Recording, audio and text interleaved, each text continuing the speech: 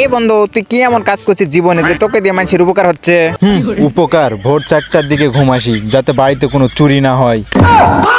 রাস্তায় মেয়ে দেখলে তাদের বাড়ি পর্যন্ত পিছন পিছন হেঁটে যাই যাতে কেউ না ডিস্টার্ব করে। আর এটা কি কমু, বাপের বিড়ির প্যাকেট থেকে সব বিড়িগুলো চুরি করে খাই ফেলো যাতে করে বাপের ক্যান্সার না হয়। এমন কি বাথরুমের পিছনে একটা বিড়ি নুকে ধুছিল, ওটাও খাই ফেলছো শালা। মোর কথা হচ্ছে ভাই, তাও যেন বাপের ক্যান্সার না হয়। মেয়ে পাইলে নিয়ে চলে আইসু যাতে বাপের কষ্টের টাকা খরচ না হয়।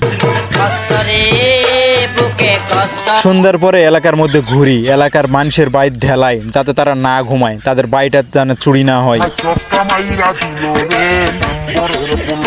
সারা রাত ঘুরে বেড়াই, মানুষের কারেন্টের তার কাটি দিয়ে বেড়াই যাতে তাদের কষ্টের টাকা দিয়ে কারেন্টের বিল দেওয়া না লাগে। বন্ধুরে, এলাকার মানুষের প্রতি আমার যে কতটুকু ভালোবাসা তোরে আমি বুঝাইতে পারবো না রে। আমার কলজাটা ছিঁড়ে যায় যখন কেউ কষ্টের টাকা অন্যকে দেয়।